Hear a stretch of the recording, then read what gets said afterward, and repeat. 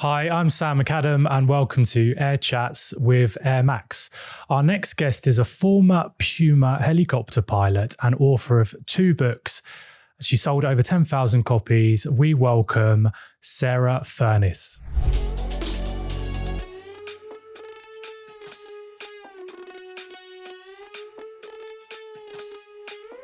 Sarah Furness, welcome to Airchats with Airmacs. Good morning. Pleasure to have you here. Good morning. It's a pleasure to be here. Thanks for inviting me. Thank you for coming. And true to form, I think I mentioned this to you, we don't do any research on our guests. It's difficult with someone like you because you are on my LinkedIn feed and obviously you're seeing little bits and bobs on the TV. We'll get to that. But basically wanted to invite you on and find out a little bit about your flying career, because it's an aviation podcast.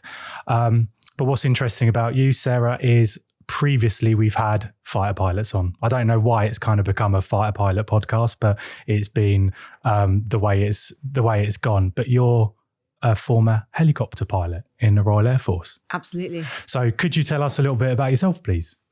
Yes. So also Royal Air Force pilot, but not a fighter pilot. I did start out with the intention of being actually a bomber pilot, but the same planes, effectively. I wanted to fly the Tornado because I'd seen Jo Salter appear in the news and she was one of my heroes. But yeah, no, I wanted to be a fast jet pilot, went through that training system. There is a bit of an attrition rate, and I was one of the ones that got chopped, as it were. Mm-hmm. And when you get chopped, because you're kind of at the top of the ladder, with fast jet, you've kind of got a couple of rungs you can fall down. So you can go either helicopters or multi-engines at that point. And I chose to go helicopters. So you did start off as fast jet? So I flew the Hawk, okay, which is the fast jet trainer, which most people know as the Red Arrow jet, obviously. So I flew that and actually pretty much got through to the end, but as I say, kind of ran out of talent towards the end. It does happen usually when you start a course, not everyone's going to finish. And I was one of the people that didn't make it through. So went on to fly a helicopter. And that's Group 1, Phase 1? Is that what it's called, or does that come on? Oh, gosh. That's fast jet training. So you kind of start off elementary flying, like a bubble canopy aircraft. Mm-hmm. Then you would go on to the Tucano, right, which is the basic fast jet trainer. And then you would go on to the Hawk. And when you pass that, then you go on to the operational conversion unit. So you would then go on to the Tornado or the Typhoon, whatever it is. So I kind of got through to the end of Hawk. And the next bit would have been the conversion unit. And this was in the valleys, obviously. Absolutely, at RAF Valley, yes. And because we have, with everyone we've spoken to, from Rory Underwood to Helen Seymour, we always cover that period, and that's why I think it was called when you start Group 1 Phase 1 is why I asked you. But that's always been the part of the training that sounds most intense, right? And they're constantly talking about being chopped. That's the right term, isn't it? I was saying being cut, but every flight that you take in is an assessment, isn't it? And John Peters, I think he's the one that went into most depth, was like, so someone putting a hose in your mouth and just saying, here's the information, you've just got to digest this every day, every single day. So that's really cool that you started off with fast jet and had a taste of that. And then, maybe an obvious question here, were you disappointed when you got chopped? Yeah, absolutely. I think there's so much because the hose pipe's happening, but also don't forget, we're young. I was 21, so I don't know about you. I wasn't hugely mature at that age, and you're being given a multi-million-pound jet. Learning rate is massive. There was a whole lot of other stuff in there, like when I was at uni and I announced to everyone I was going to be a fighter pilot, that instantly made me one of the coolest people, right? Mm-hmm. And then suddenly you've got to go back to all your friends who've all gone to London to be stockbrokers and lawyers, and they still think you're the coolest person ever. And I have to say, the thing I was most scared of is that my mates would be like, you're not cool anymore because you're not going to be Top Gun. Because that's how a 20-year-old thinks. That's how I thought anyway. So yeah, I think there was that, I'd kind of built up my status on this, but also there's just, nobody really likes not being good enough at something. And, I think of flying training as a bit of a race. you've got to get to the required standard before the time runs out. And by time, I mean money. If they could have given me another 3 months, I probably would have got there, but you have to cut the line off somewhere. And I just wasn't able to get to that standard in time. So there's also that kind of, having to deal with failure, I suppose, but also just all of that time and effort that you've put into, that was my dream from 12. So yeah, there's an awful lot riding on it. There's also a sense of relief because you've been terrified every day going out to the aircraft, you're not going to be good enough, dealing with that onslaught of information. So there's a bit of you that's secretly going, thank God for that, but you don't ever want to admit it at the time. Fair enough. You mentioned maturity and the fact that you were 21. Yeah. I mean, I think that it's defined by your upbringing. And you mentioned that actually this is what you wanted to do since you were 12. So who is Sarah Furness as a child and what was your upbringing like? What was your motivation and drive to end up in the cockpit? Yeah, I mean, so anyone who knows me will know that the movie Top Gun had a lot to answer for. I watched the film, when I was 12 and thought that's pretty much the coolest thing I've ever seen. My dad had been in the military. He wasn't anymore. And my brother was a bit older than me and was going off to join the military. So there definitely was a kind of family dynamic. But I just remember after we watched the film, my brother had this bomber jacket, like a Top Gun bomber jacket, and I nicked it to go for a walk with my dad. And I went, do you think I look cool? And he went, yeah, I can totally see you as a fighter pilot. And I was like, oh, cool, I'll do that. And that was it. I just decided from that age that I was going to be a fighter pilot in a way that you can when you're 12 because you've got no doubts. And I think what's really nice is that my parents, my teachers, they all just really encouraged me. They didn't put any idea in my head that I couldn't. They just said, okay, well, why not? And so that just, went off, joined the Air Cadets, did all these things that you do, got a flying scholarship, just kept going. And nobody kind of said I couldn't. So I just kept going. Well, not that this needs to be like a counselling session where you said you got a chat and your stockbroker mates, to them you weren't cool enough anymore. Right. But I was also, I mean, not that anyone cares what I was, my background, but at a similar age, I had all the Royal Air Force aircraft on my wall. I was learning how many of what model they had and where they were based, because that's what you've got to do to get to the selection centre. But I never even joined. You joined and you got through the aptitude test to fast jet and you actually flew. You've been in a cockpit, you've been solo. Obviously, you've been solo in an aircraft. That makes you pretty cool.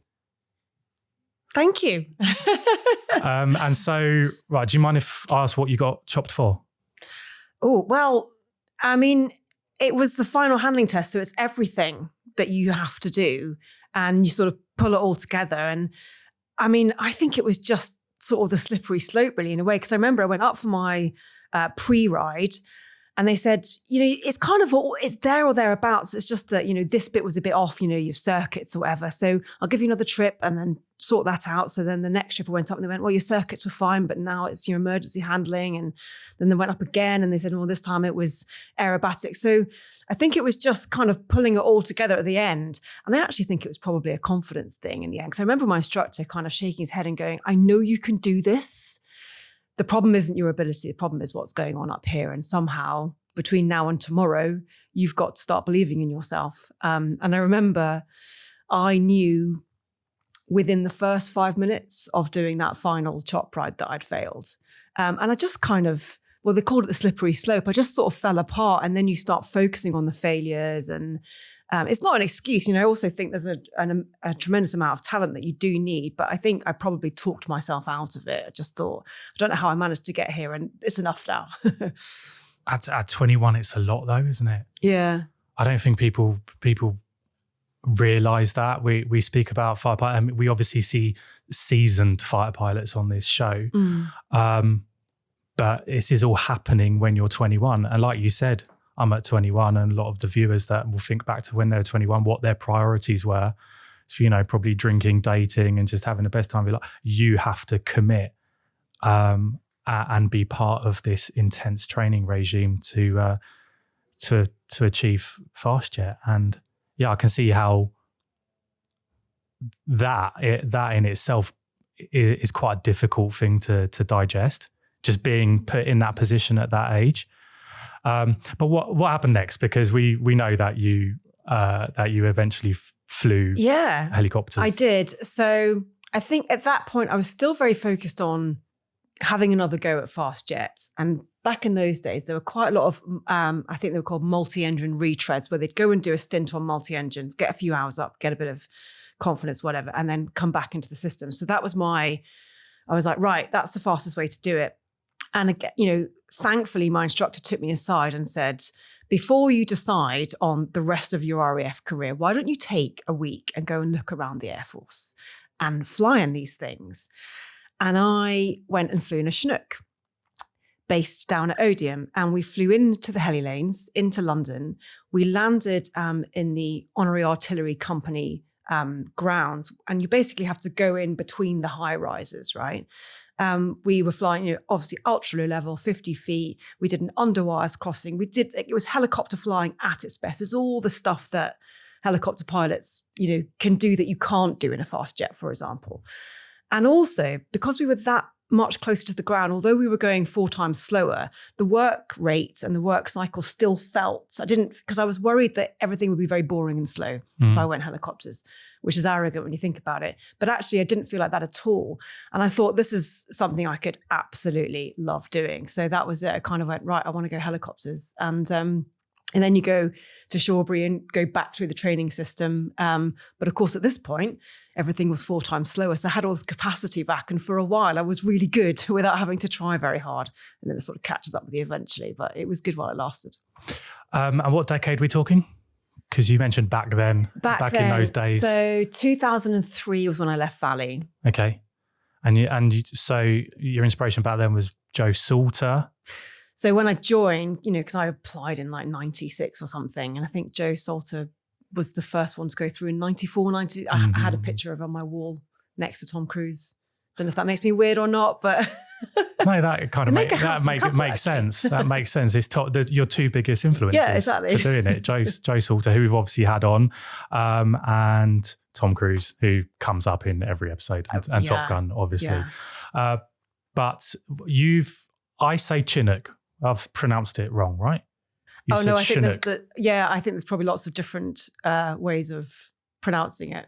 So as the first helicopter, and the official is rotary wing, right? Yes, or can you just say helicopters? You can say helicopters. So as the first rotary wing helicopter guest, we've not been through the training, what you need to do, how you're selected for, because you've got different types of helicopters. So do you choose what you want to fly? Is it spin the bottle and this is what you're going to get? Could you talk us through the training, where you go, what sort of things you're training for, the various types that are available to you, and how you're selected for which one and how that evolved? Yeah, okay. So I believe you still go through elementary flying training. So you'll still go, flying a Grob tutor, I think it would be now. And then that's when you get streamed, either multi-engine helicopters, rotary, or fast jets. So in theory, everyone arrives at Shawbury, which is the where the joint helicopter training happens. And anyone who's Army, Navy, Air Force, they all go through the same training process. And you fly the Squirrel, which is like a Eurocopter thing. And you'll do that, 6 months, 9 months. Then you go on to 705, which is more applied. And 705. And then at that point, that's a squadron, we diverge a bit, and the Air Force stay at Shawbury and go on to 60 Squadron, and they fly the Griffin, which is like a modern day Huey. It's really cool. At that point, the Navy and the Army go off to do their own single service, like advanced training, if you like. And then at that point, after you've done that bit of single service training, you then get selected for your aircraft type. And that will be a bit of bums on seats. So, in the Air Force, you can choose from a Puma, Chinook, it used to be a Merlin. It will also be, if you've done very well in your course, you might get your first choice, but a lot of it's bums on seats. So, I ended up flying the Puma, and that's because there were more Puma slots than there were of anything else, even though it was the Chinook that had kind of changed my mind. That's what I ended up on. This is taking me back a bit to that wall that I mentioned in my bedroom. You've just mentioned a lot of helicopter names that I'd totally forgotten about. But, Puma and Chinook, obviously, I'd say the most popular. Well, they're probably So in the Air Force, you've essentially now got Puma and Chinook, and they're basically battle taxis. They're known as support helicopters. And what that means is our job is to get people down the back to do their job. So we're not an attack helicopter like the Apache, which has got guns on it, or the Lynx, which is like kind of utility helicopter or a reconnaissance helicopter, and they're in the Army. Our job is to fly people from A to B. So we become taxi drivers. Cool taxi drivers, but still taxi drivers. Whereas if you join the Army, you might fly the Apache, and then you're actually flying a gunship. So you're kind of like a fighter pilot, but in a helicopter. Does the Royal Air Force have Apaches? No. But we do have them in the UK Armed Forces. Yes, we do, in the Army. So their role would be, I'm trying to think of like when you've got the F3, yeah, GR4? Yeah. Before, and then as Helen Seymour went into this, where the Typhoon can do both roles. Yes. You've got one goes in to clear the way, and then you come in and bomb. Yeah. So with the helicopters, same sort of thing. Apaches go in, they're basically eliminating the threat, and then you can get resources into that area.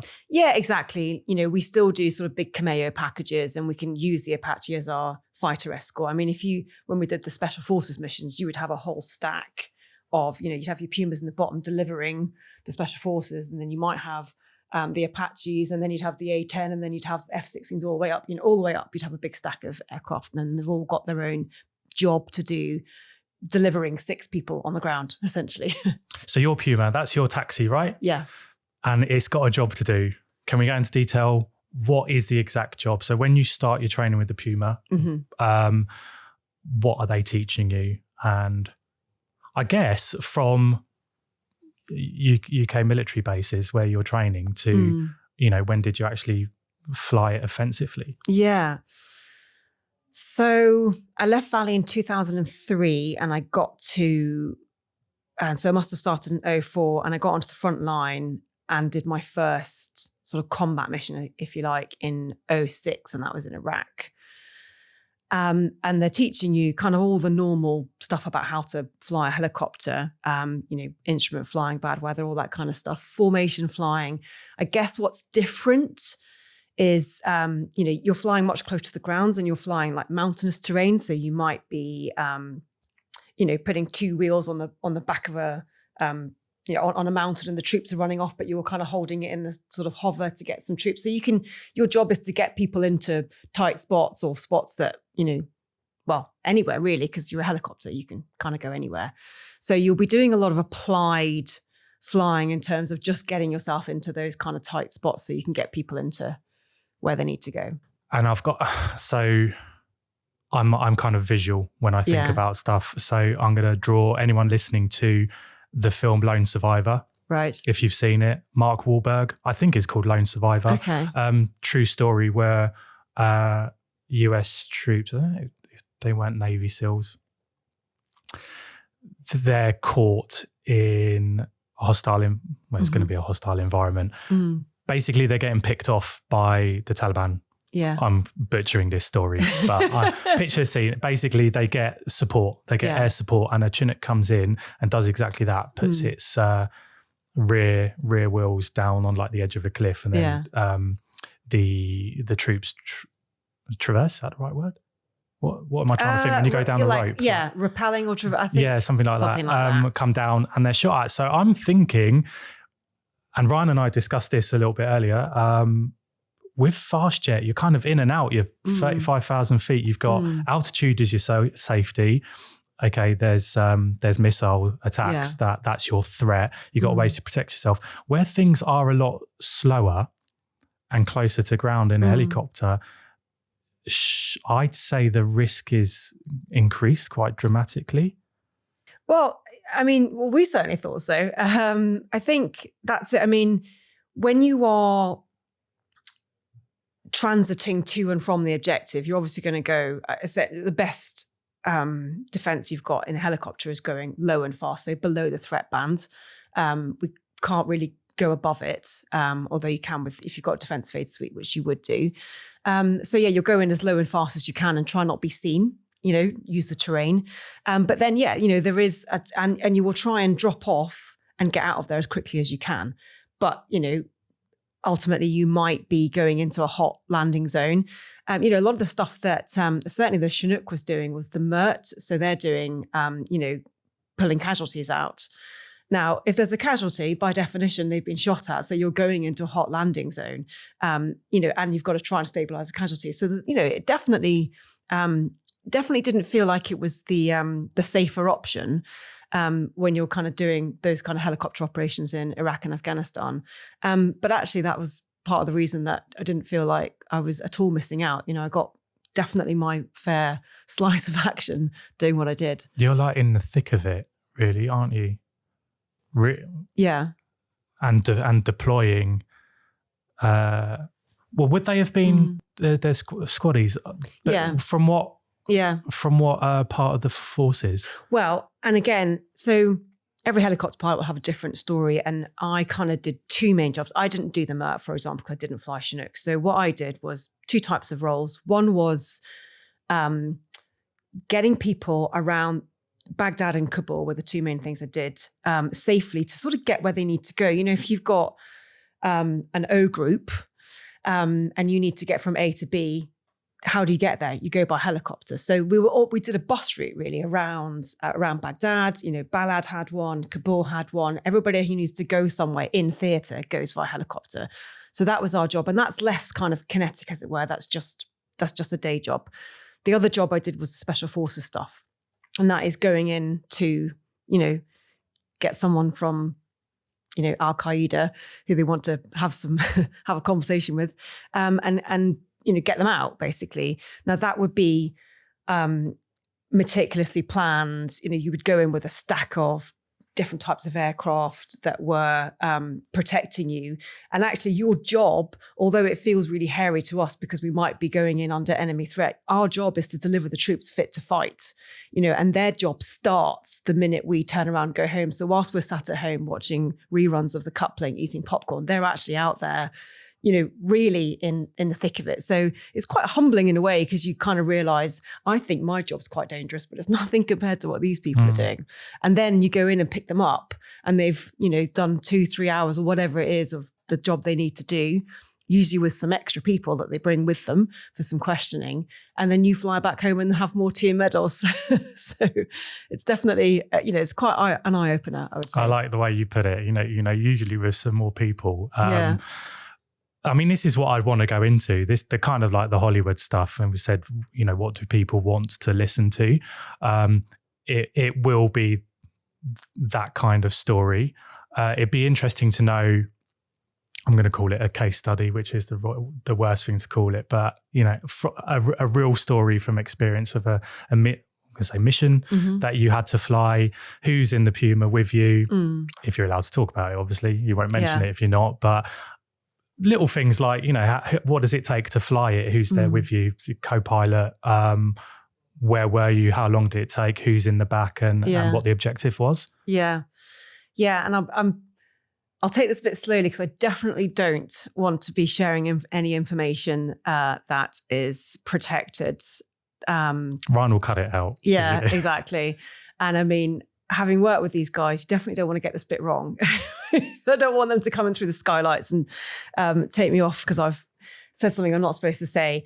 I think, and I'm sure John Peters would have said this, the mission information is all time critical. So I'm not worried about and I won't give away any details about missions. So, I think the stuff that I can share, I suppose. So in Iraq, the sort of people they're going after are the terrorists, right? And they are high value targets. That's why they're sending in the special forces guys. So they will have done pattern of life and all that kind of stuff to work out where this person's going to be, so they can send in some people to go and get that person and bring them home so that they can be questioned or whatever it is they need to do. And then, like I say, we're part of the package that gets those boots on the ground. And we do whatever we need to do to make sure we can get into that objective and get them safely there and back. When I did it, we would do it with a 5 ship of Pumas, and that's mostly just down to how many people you can get down the back and how many people are doing the mission. So with a Puma, you're probably doing 6-ish people down the back. With a Chinook, you can get loads more, but the Puma's smaller. And also because you're operating in hot climates, your lift capacity goes down. And when you get people who are tooled up with lots of ammo, even though they're probably still packing very light, that's a payload that you've got to, take into account. So we were generally operating with about 6 as, a stick of 6. And so you need 5 helicopters to get enough boots on the ground. Flying in formation, go in as fast and as quietly as you can, turn around, and then, wait for you to then get called in for the exfil.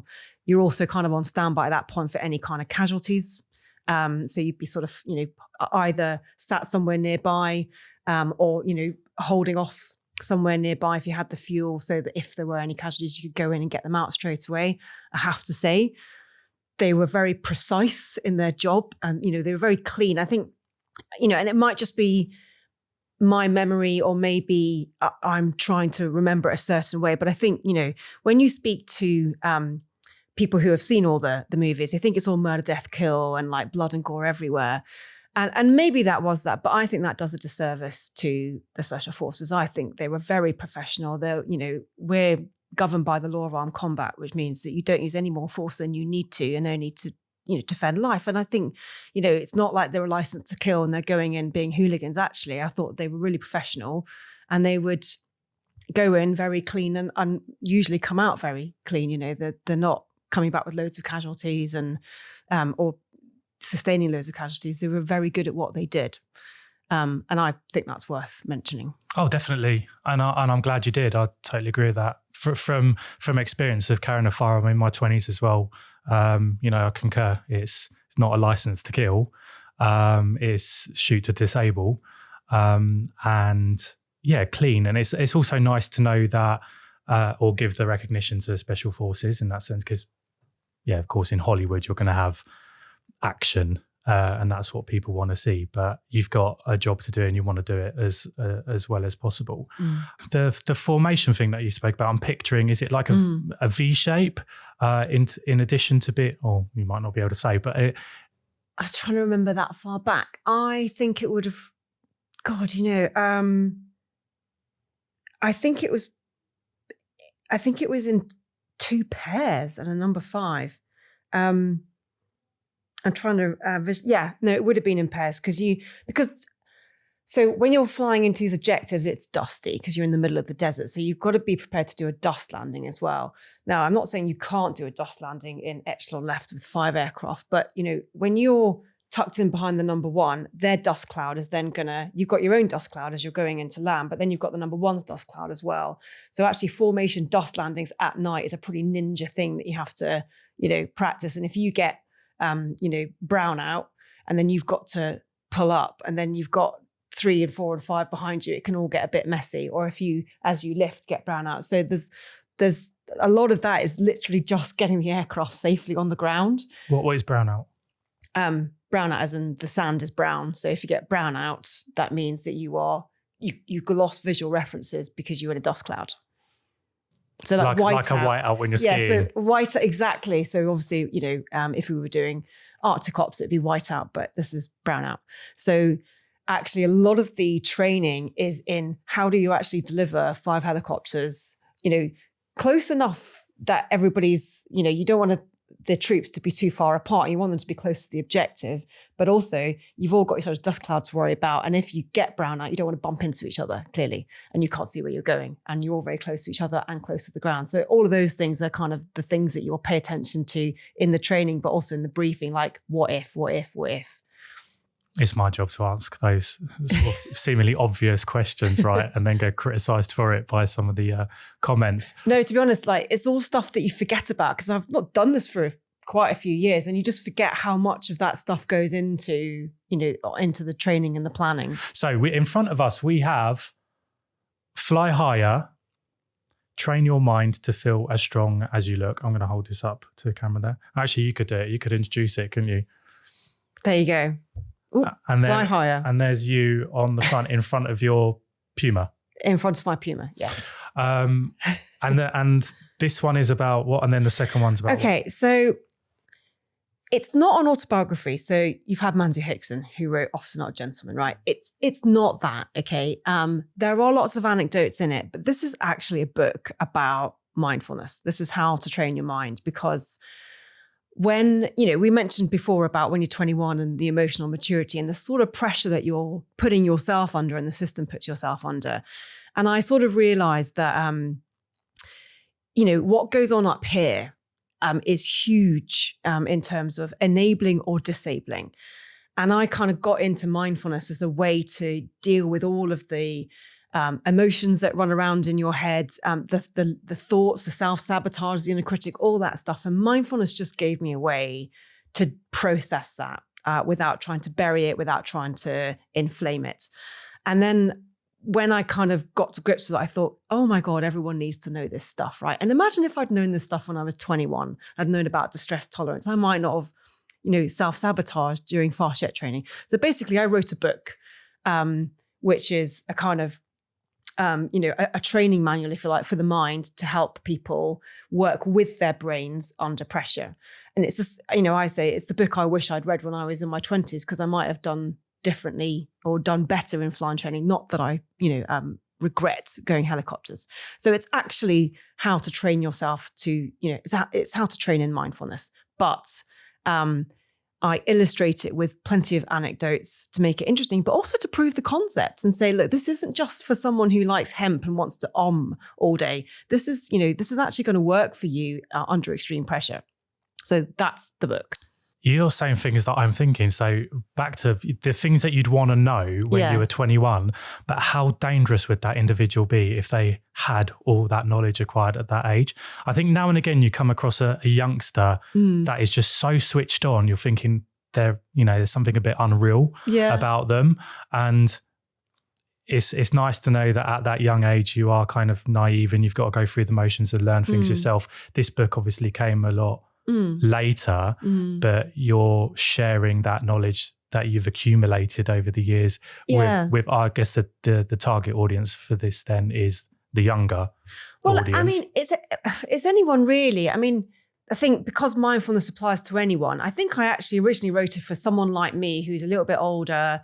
I now run my own business and I want to know, how to perform under pressure. So I probably wrote it for me, but thinking actually this will be helpful and relevant for anyone. And I think, I think the important thing maybe to point out is you're not going to not live an amazing and happy life without this book. A lot of these things we worked out. So I remember a couple of snippets. Chapter 2 is don't multitask, right? We all think we can multitask. There is even an aptitude test that you do at Cranwell, which is called the multitasking test. So I thought you had to multitask to be a good pilot, and that I was probably very good at it. And I remember someone who went on to fly Harriers saying, you can't multitask. You can only task switch. And I remember thinking at the time, that does kind of make sense, but I sort of disregarded it. Now, imagine if I'd kind of actually consolidate on that a little bit and gone, okay, well, if that is true, what does that mean for when I'm trying to deal with multiple inputs? Now, we were sort of working these things out as you go, but it wasn't until years later when I discovered mindfulness, retrained as a mindfulness coach, started to look back through all this experience and went, that makes sense now. So really what I'm trying to do is just join the dots of some of the things you will have worked out, whether it's by luck, by judgment, a bit of experience, all these things that you worked out the hard way. I'm now hoping to apply the kind of science of mindfulness onto the things that we've lived and join the dots and help people get there a little bit faster rather than trying to work it out. And so are you saying that so this task switching, yes. What is the verdict? Yeah. Can you multitask or not? Because you hear it all the time. Women are better multitaskers than men. What do you think about that? Is it a load of nonsense? Yes, I think it is. So multitasking came from when computers were invented, and actually they were multitasking and they were switching between programs very quickly. Now, we can task switch, of course we can. You have to when you're flying. You can't just stare at the same thing all day, every day. You fly into a hill, right? So we kind of do have to task switch.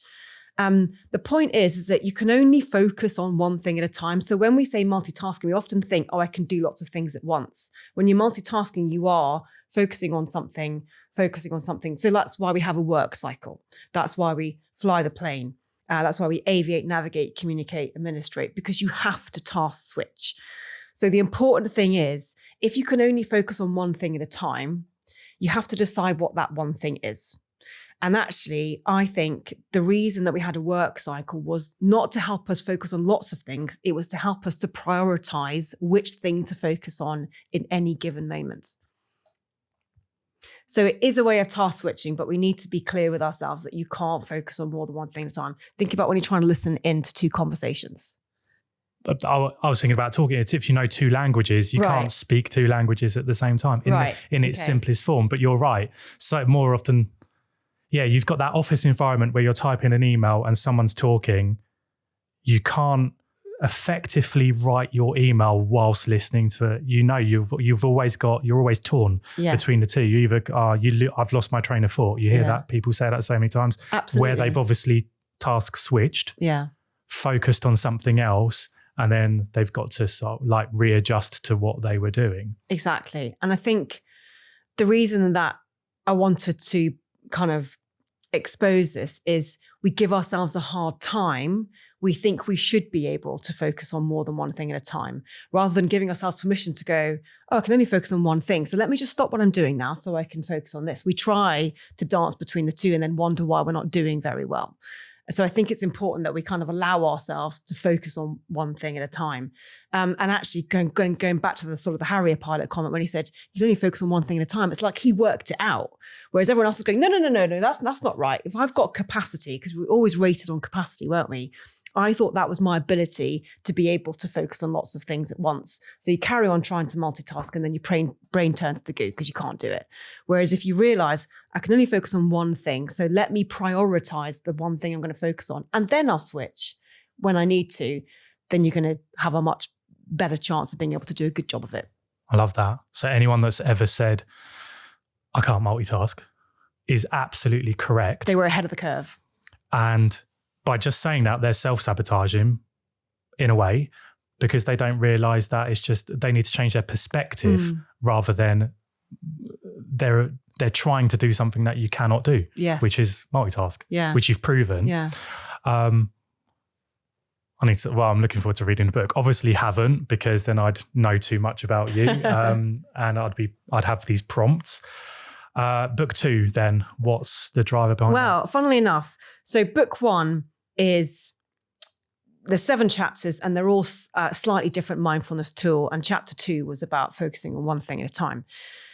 Actually, book 2 is sort of a deep dive into chapter 2, because I realized this kind of uni-tasking thing, it was getting a lot of people's interest, and they're saying, it makes sense to me, but how do I put that into practice when I've got multiple competing demands, when I'm surrounded by distractions, if I tend to procrastinate, if my own brain distracts me? So the idea is super simple, but putting it into practice in a world where we've all just accepted the multitasking narrative is easier said than done. Book 2 was my answer to that. Book 2 was okay, I get that this is not easy to put into practice. Let me walk you through a process, another training manual, but this training manual is specifically to help you implement uni-tasking and make it a habit in your life. And what's that one called? It's called the Uni-tasking Revolution. Okay. How many of these have you sold out of interest? Oh gosh. I mean, I'm not J.K. Rowling. I've probably sold 10,000 of these, maybe. I don't know. Selling 100 is impressive. I mean, it got to bestseller on Amazon, but I'm sure most people will know there is a bit of a, you kind of bully all your friends for a day to buy as many as you can. And then Amazon go, oh, you were popular for a day. And then you go back down to 20,074 in the rankings. Well, you've got 10,000 friends. That makes you very popular. On LinkedIn. I've got 10,000 friends on LinkedIn. And no, it's not about a wizard either. So look, it's real life stuff written from experience. And the multitasking things. When they say, oh, you learn something new every day. Today is that day that I've learned about the fact that you can't actually multitask. Well, here's another thing, just to tie it back to flying. I think one of the reasons that we spend so much time the reason that we kind of train hard, fight easy, and fly, get all the hours that we can, is there's only one way you can truly multitask, and that is if one task is sort of automatic. So when you try to do more than one task, the brain will try and delegate one task to the kind of the automatic part of the brain. And then the thinking part of the brain can do a cognitive task. So anything you've got to focus on is a thinking task. Anything you don't have to think about is an automatic task. And that's why after a while, you don't have to think about flying, just your hands and feet do what they need to do. And that's why you can fly and do a radio call. When you start flying training, every time you do a radio call, you go, and you kind of fly into the ground because you're still thinking about flying. Eventually, you're not thinking about flying, so you can think about the radio call.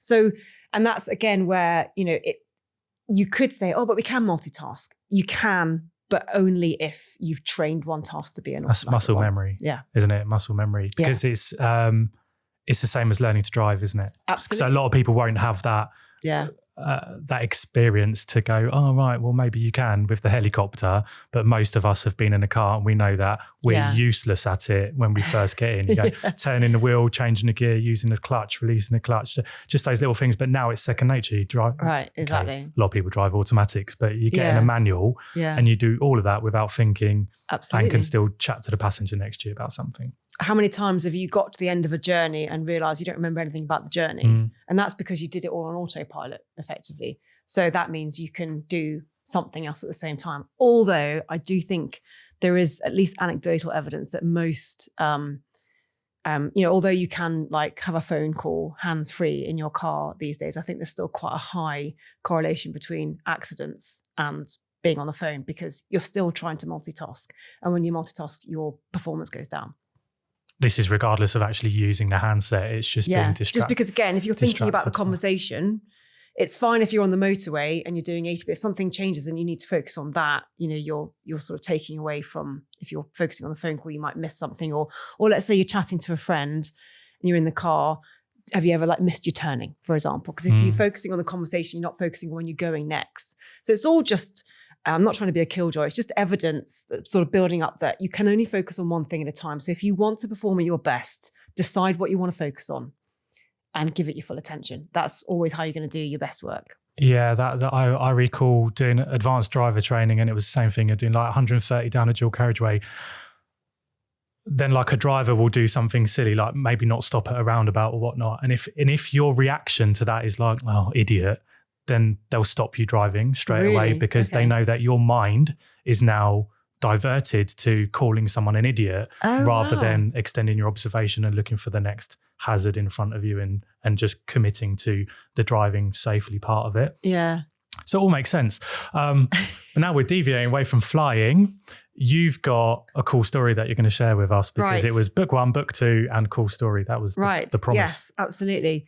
So the cool story. So we were in Kenya. So there's a couple of things, I guess, when you're flying in desert environments, you have to be able to land in dust. So we go out to Kenya to practice dust landings, but also the army are out there doing their training. So we're there kind of doing our training, but also supporting the army doing their training. Because remember, our job is to be a battle taxi. And we were holding Casevac alert and the army were doing their live firing ranges in the Kenyan mountains. And we got a call to say, right, there's been a casualty. The light was just starting to go and the weather was just starting to move in.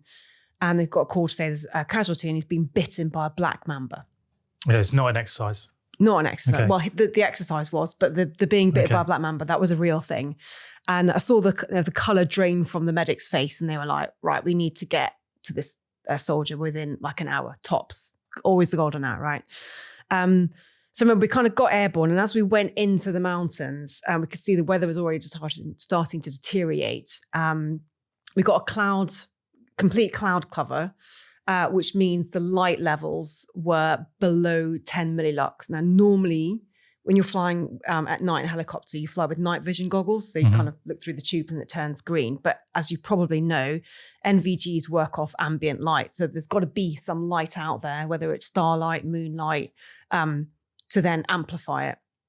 We're flying in the mountains. There's no street lights. There's cloud cover. There's no starlight. There's no moonlight. So actually the goggles, the light levels were so poor, the goggles were scintillating, which means you're around about 2 millilux. Now that's actually below the training limit, but this is an operational, this is a life-saving mission. So we kind of push on.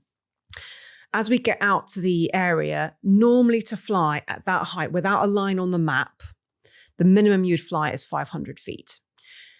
When we got airborne, we immediately, as a crew, realized that we weren't even going to get to the area at that height. So we chose to go at 250 feet, which is what they call Cat C, which means you have to have a line on the map so that you can look at it and go, these are the obstructions. So we were kind of, accepting the risk, but it's still, nothing massively out of the ordinary. It's very dark and we're a little bit lower than we should be, but it's all okay. But as we go into the, the vicinity of the Casualty, we're getting pushed down lower and lower and lower. And then we make the decision as the crew to bug down to Cat B limits. So at this point, I've got to remember, I think it's 150 feet above the ground. Now, normally to fly at that height, you would have pre-recce'd that line on the map at 2/3 the speed and 2/3 the height. And you would have marked on the map every single obstruction that was within sort of 2 miles of your track line, right? So at this point, we are going into unrecce'd territory and we're well below the height that we should be at. When I tell the story, I kind of think, I'm sure the listeners are thinking, my God, why do they keep going? But the Casualty was going to die, right? And I remember I kept saying, are we all okay to continue? And the crew were, really on board with it. And I remember there was this little voice going, you're going to run out of ability here. Because I just thought, it's actually really hard. You're flying at night. It's really dark. You're in mountainous terrain. So it's quite hard to handle the aircraft anyway, because it's sort of a bit lumpy. And I'm thinking, my goodness, I don't know if I've got the ability to keep going.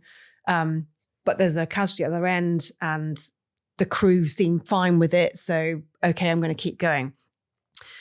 Then we kind of got to where the Casualty was, but we couldn't find him. And we've got, a plot on the GPS. We're on the radio saying, can you move the Casualty? Because the other thing that's happening is we're getting pushed down by the cloud base and the ground's coming up to meet us because he's on the side of this mountain. So we're radioing saying, can you move the Casualty down the side of the hill? But there's a couple of things to bear in mind. One is, do you know what the immediate actions is for being bitten by a black mamba, out of interest? Get an antidote as quickly. Yeah. Get Sarah Furness to try to fly in. I don't. Well, I didn't know this either, but you need to immobilize because you don't want to pump blood around your system. So don't move. So basically, you've got to immobilize. So we're saying, can you move the Casualty? And they were like, well, not really. But the problem is that the ground's coming up to meet us, and so is the cloud. And the thing about rotor blades is they tend to the helicopter tends to suck the cloud base down.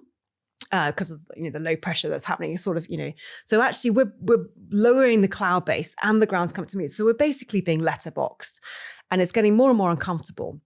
And we keep sort of bugging down the radar so that the low height warning is going to go off, so we can try. And at this point, we're hover taxiing across the side of the mountain to try and get to this Casualty. And I remember, we got to, I don't know, about 0.01 on the GPS. So we think the Casualty must be there if he's still where we thought he was. And at that point, the low height alarm went off and we bugged right down to the minimum, below what we should have really. At that point, I knew I was about to hit the ground. So at this point, when you're flying in mountainous terrain, you've got a valley below you. So you dive into the valley below you. So this is what we did. Now, this is probably the point where we should have turned around. In fact, we probably should have turned around way before then. But my crew kind of kept saying, well, yeah, I'm kind of okay to continue. And I'm still thinking, I really don't think I've got the ability to fly in these conditions. And also, the other thing to keep in mind is, so normally, because it's mountainous terrain, but it's also dusty, you're supposed to fly a level approach along the side of the mountain. And then you kind of land when you're 20 feet above the hill, when you've got above your Casualty. But it was so dark, I couldn't actually see the mountain that was right outside the cockpit window. So this is the point where the crewman who's down the back, you've got 2 side doors in the Puma, and he's on a monkey harness. He said, right, I'm gonna lean out this big side door and shine a big dragon light, so a big torch. And then I kind of tilted my tail into the side of the hill, and we crabbed down the side of the hill so I could fly down this beam, right? So normally you don't do this kind of approach. And we're kind of hover taxiing. So basically at this point, we've broken so many sort of standard operating procedures / probably a couple of rules. The casualty is going to die. But at this point, I kind of realized I'm probably going to kill everyone on the aircraft. We went around 2 or 3 times trying to get to this guy. And every time, we're kind of getting the low height warning, which, means we are way closer to the ground than we're supposed to be. So eventually I kind of said, we're going to have to go home because I am going to fly us into the hill. Like it's a miracle we haven't actually done this yet. So we flew home and we left the soldier on the side of the hill. And we left them to die, basically, because it was him or us. So we flew home. And when we got back, I remember we debriefed and we were all just as white as a sheet. And, everybody was shaking like this.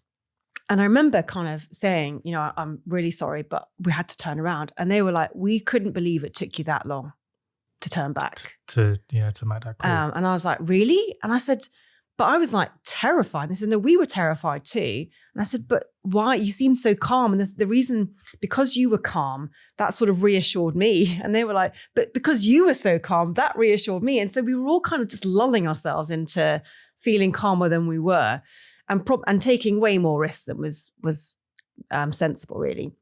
And then, so we kind of, I guess laughed it off that we were, I don't know, relieved that we were still alive. And then I remember about 4 hours later, this army colonel walked into the tent and we all sort of look at him because we were like waiting to hear that we were going to have to move a body.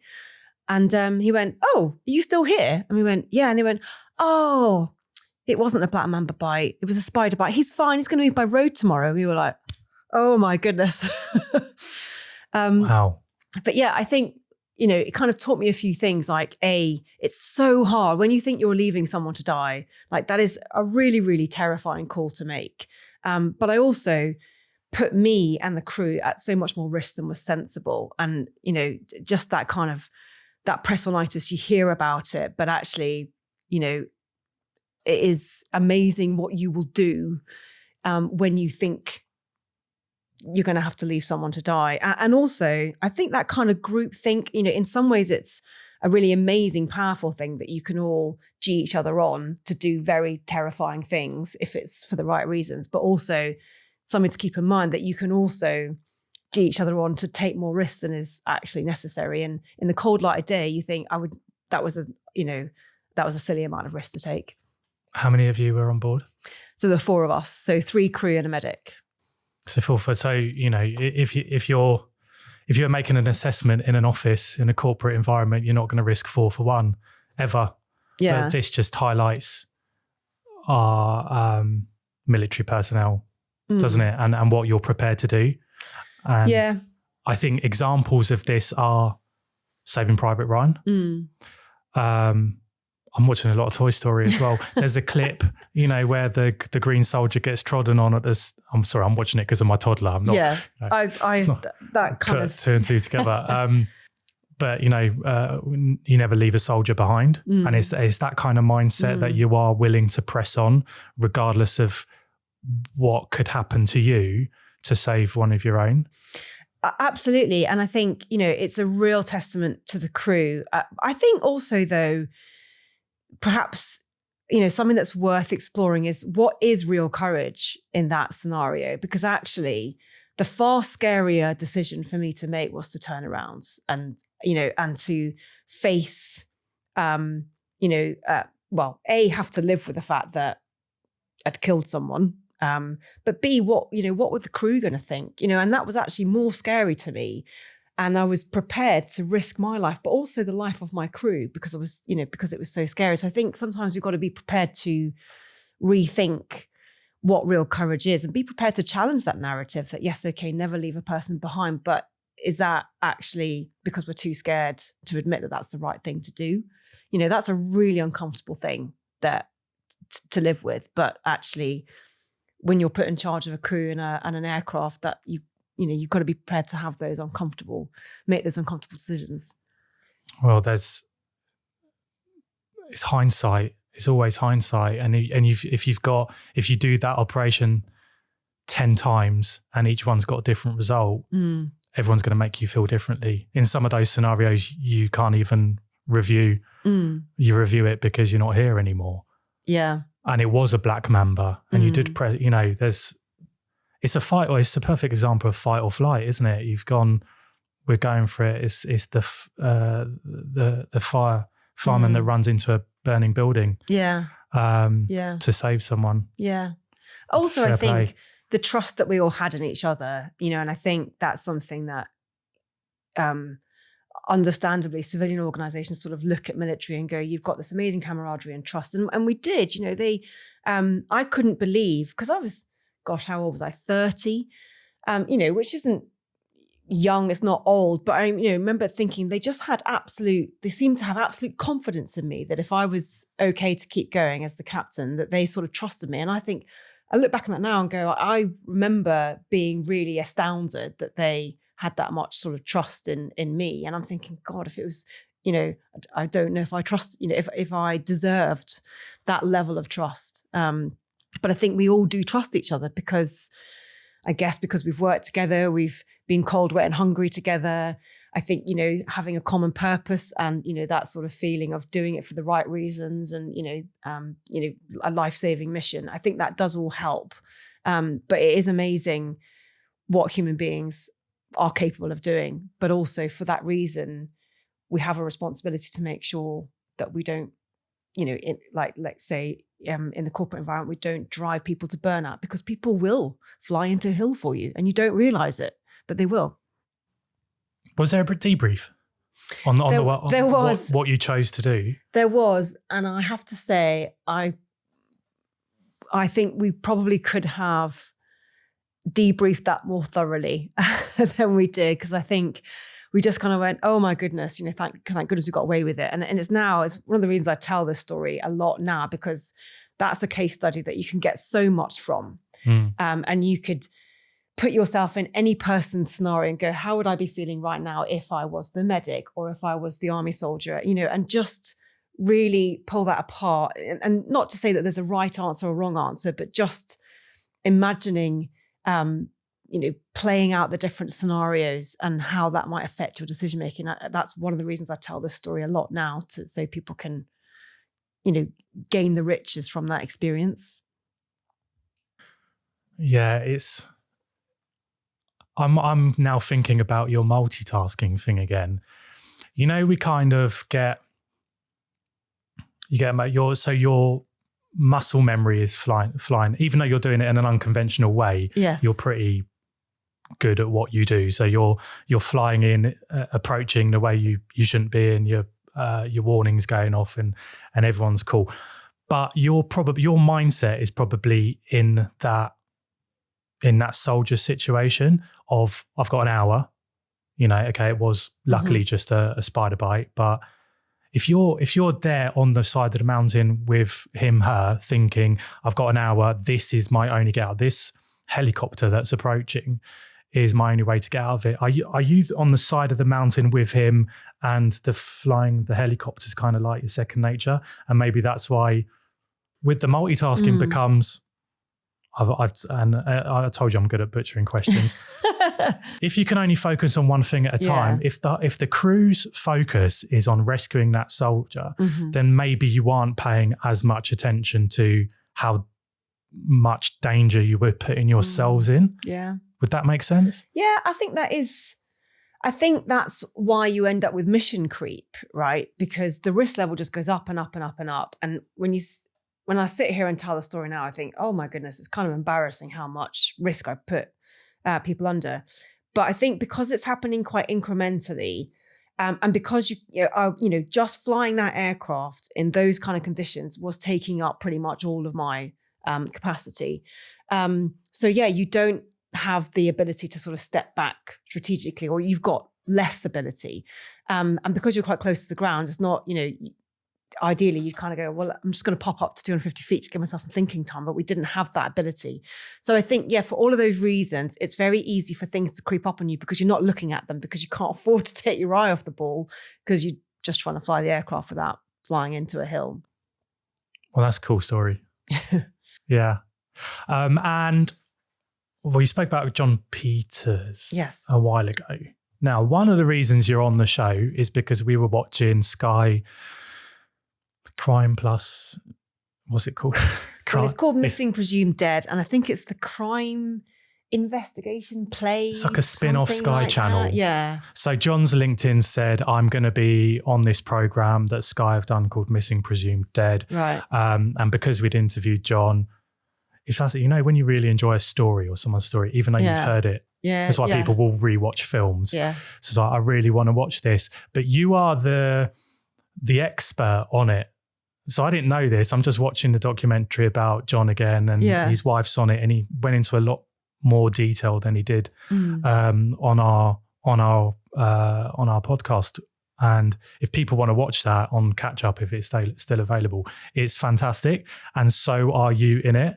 So the only way I could describe you is, you know, on SAS Who Dares Wins, when you've got like the umpire or the experts that talk about capture and evasion and what kidnappers will try and do to you and the tactics used.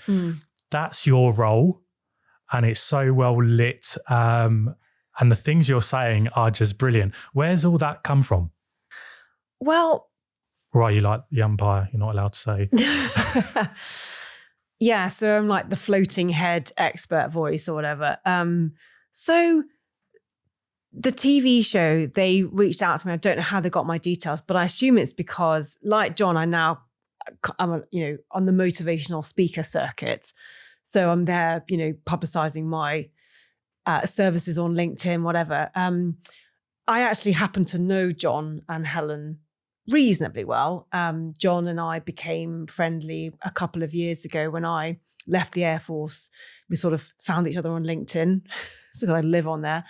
And we sort of developed a friendship, and he actually really mentored me getting into motivational speaking. So when I got the call and said, we're going to do an episode on John Peters, I don't think they knew that I knew him as well as I did.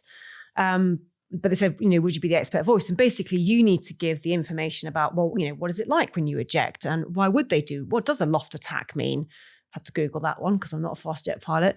And, you know, what's the resistance to interrogation training like before you deploy, and, you know, what are the sort of things? So basically just trying to give that context for John's telling the story about the lived experience, and I'm giving the wraparound context for the sort of training that you might get as a military pilot before you deploy.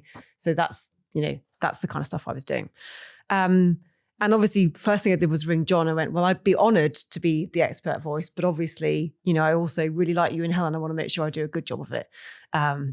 And he said, well, don't say anything too nasty about me. I was like, as if. So yeah, you know, that's how I did it. And of course, I think what's interesting to me is by the time I went through that training, it actually had changed quite a lot on the back of experiences that John Peters and, you know, the other captured pilots had, because they were operating in, you know, the times of, I cannot answer that question, sir, ma'am, and they were sticking to the big six. And they realized you get punched in the face a lot if you do that. And eventually everybody is going to talk because it doesn't work. Actually, what you need to be doing is building rapport with your captors, and you can't do that if you're antagonizing them by not giving them information. And also, as John has said himself, most of the information you have is mission critical. There is a reason why there's a need to know things, so that you're not there, you know, with all the government secrets. So actually, a controlled release of information is a much better way to survive and return, you know, from a hostage or prisoner of war scenario. And that training was all changed on the back of their experiences. So they had to really think on their feet and kind of rewrite the book whilst being punched in the face. And I'm one of the products of John Peters' experience, you know, the training that I got. Not that I've ever had to go for it for real. So I guess I was able to give that perspective and share what the training is now versus what it might have been for him. But it's so interesting. And even though it's not aviation related, I'd love to have like an SAS expert on that, on the show. But you've done so well as well. I was watching it with my wife, and it was her that said, "Oh, she'd be cool to have you on the show." And obviously, I'd seen you on LinkedIn, as I had many Royal Air Force pilots in the past. And it's like, what's that? I'm not going to say cherry on top, but there's got to be more than you're just a pilot. And you being the first helicopter pilot, and then the fact that I saw you on this Sky program and the way you were delivering your anecdotes for John Peters was brilliant. You just done it so well. Thank you. And yeah, I did wonder, because I thought, oh, maybe there's some, maybe you'd done some special training about it. But now that makes sense. Is it developed because of John? And he mentions in the show, doesn't he, that they're going, "Are you pilot and navigator? I'm unable to whack around the head with a baseball bat." We didn't cover it as much here, because it just went on and on and on, because it's just such an interesting subject. But the strangest thing about that story was the fact that they were torturing him, and then the moment the war ended, they were like his best friends and taking him out for sunshine and, "Oh, we love your country," talking about that. That must have been so bizarre to him, how you've just switched from hostility to, now everything's over, we can have a rapport. Yeah. But what you said about rapport was, and I think this is what a lot of people see on SAS Who Dares Wins, is if you're not giving a lot away, you're just going to get shot. You're useless to them. Is that right? So, yeah, essentially, I think, having been through the situation for real, i.e. John and, the other parts were shot down, they were able to put some realism into the training. And, realistically, if you're no use to the enemy, why would they keep you alive? Essentially. So yeah, you've kind of got to try and stay alive so that you can then, it's survive, evade, resist, extract is what the training is now. I did train as a SEER instructor as well. So I've got that, that added knowledge of what goes into the training. But the first thing is, if you get shot down, you want to try and survive, i.e., however long that you're going to be out in the wilderness for. Then you've got to try and not get caught, so evade. Then if you get caught, you need to resist, i.e. not give away all of the government secrets. And then you also want to try and extract, i.e. if there is an opportunity to escape, yes, or wait until you are extracted, which hopefully will happen. So it's now broken down into all of these phases. And the R, which is resist, is the resistance to interrogation training. And that changed massively after, John Peters and the other pilots and aircrew went through their experiences. And as a helicopter pilot, where the risk of capture is far higher, I imagine, that must have been quite an intense part of your training. Yeah. I mean, we do the same SEER training as the fast jet. So anyone who's at a high risk of capture is going to do that training. So we do that training as well, and go through the resistance to interrogation training and all that kind of stuff. And it's it's probably the worst training that I've ever been through, because they've got to make it realistic enough. So no one looks forward to it, I have to say. Well, thank God you never had to do it for real. Yeah. Right? Yeah. I've just looked at the clock, and it's becoming a two-parter, isn't it? But I've enjoyed our conversation. I'd just like to say, is there anything that I should have asked that I haven't, that you think the viewers would like to hear, or do you think we've done it justice? I mean, I feel like you've got so much there. It's flown by. Yeah. I can't believe that clock says what it does, because it's just flown by, which means it's been a great conversation. Yeah, no, I'm sure there's more than enough. There's loads more we could talk about for sure, but I think why not end when we've got to end on a high. End on a high. Well, Sarah Furness, thank you very much for coming on Airchats. It's been delightful chatting to you. Thank you for having me. It's been delightful to be here.